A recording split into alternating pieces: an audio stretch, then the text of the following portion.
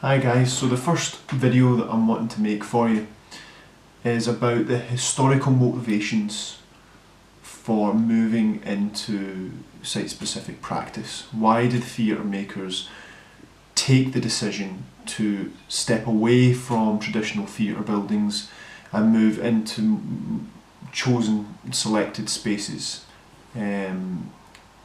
or sites? I would say, first of all, that site specificity as we know it today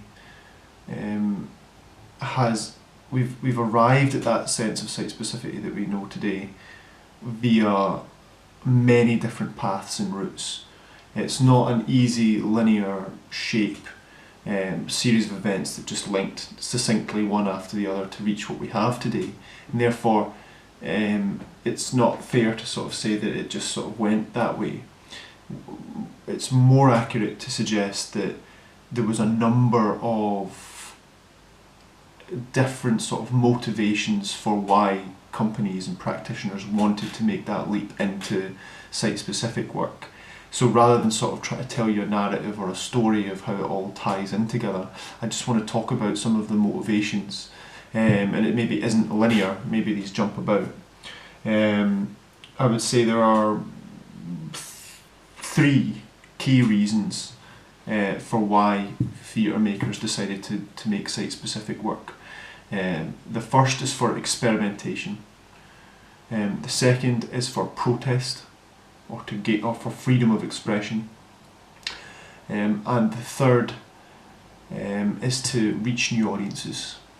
Okay, so these are the sort of three key motivations for why people have decided to move away from traditional theatre buildings, and I'm just going to go through each of these different motivations one by one and kind of explain them a little bit and try to put site-specific performance into a bit of a context for us before we try and make any definitions as to what the work is, or to what site-specificity means, you know, in that sort of sense. I'd rather just talk a little bit about, you know, why did people decide to do this? Why did people make the decision, hey, I'm going to go out and make that kind of work? So if I start with experimentation, what you have round about sort of the early 1900s, probably as we come up to the First World War and in the immediate aftermath of the First World War, is a European society devastated by the brutality of that conflict.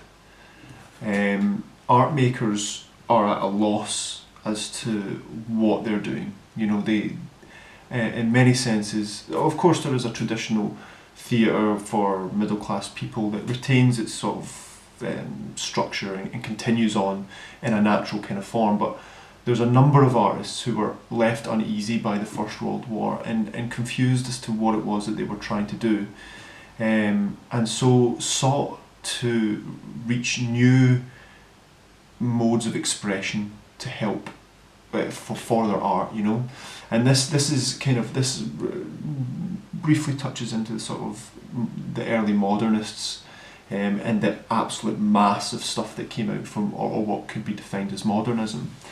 But I suppose the Dadaists kind of would probably be the wisest to give Dadaists the credit for having the biggest inspiration on the neo-avant-garde in New York in the 1950s and 60s, and it's really the neo-avant-garde that we see the biggest sort of leap forward towards a site-specific performance practice. So the thing about the Dadaists were that they were a group of predominantly French artists working in Paris but they attracted artists from all over the place though, who decided to make anti-art, you know, work that was not ordained to be some sort of gift of God or anything like that. They deliberately wanted to use elements of chance in their processes, you know, like rolling a dice to decide what colour goes on the canvas and things like that. And it was radical practices to make abstract artworks that kind of really flew in the face of public taste at the time, and they were radical experimentations. And one of the most famous sort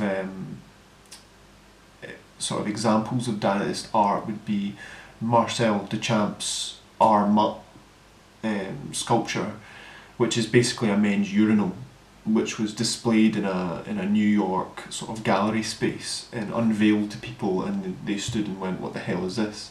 But it was this idea of, you know, where anybody can make art. It's not for the you know, it's not for the sort of artist with divine inspiration, gift from God, or anything like that. Anybody can make it, and the primary way that they demonstrated that anybody can make art was through employing chance as a core method. And the reason why this is really significant is when you get to the neo-avant-garde, which is sort of 1950s in America, in New York, and sort of up into the 60s and early 70s, this neo-avant-garde were really employing methods of chance to they were really employing methods of chance to make their artworks, and this sort of experimental sort of environment in New York helped spur on a kind of artistic movement called happenings. Now, happenings are basically just events, spontaneous events, similar to what we would think of just now. The most sort of current example would be like a flash mob. It's like that is a happening.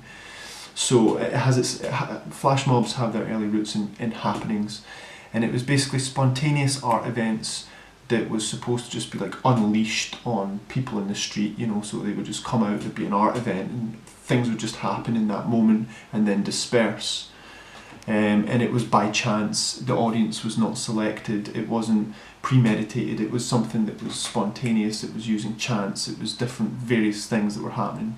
And of course there's a wide spectrum of happenings, and I can't go into much more detail about all these different things. Please go and check out happenings in the neo-avant-garde in America, and you'll see that there is a variety of things here. So for experimentation, it's fair to say that artists decided to move away from traditional theatre spaces to go and experiment with form, to go and play about with the purpose of art. You know, really challenging what it is that we want to make, what message do we have, and how do we promote that, how do we give that out to people, how do we get away from middle class audiences just looking at plain middle class stuff that glorifies rich people. How do we make art that's meaningful, how do we make art that's inclusive, and one of the ways of doing that was through chance, and another way was to create happenings that just happen spontaneously out and about with people. So that, I would say, is the first key motivation, and that's a historical motivation. So it happened, you know, the early 1900s. People were experimenting with their forms of art, which was merging art, music and theatre, and bringing all these different things together and playing about with them and just throwing them out there and seeing what happened. And that's retained, and as it goes through, there's always been a kind of line of kind of artistic experimentation that there's always been a line of artistic experimentation from the Dadaists into the neo-avant-garde, and retains today. There are still art makers today, theatre makers today, who are thinking, hey, you know, what am I wanting to do? I want to go out and experiment. I want to go out and try and make a different type of theatre. And so site helps facilitate those sorts of experimentations. So motivation number one, experimentation.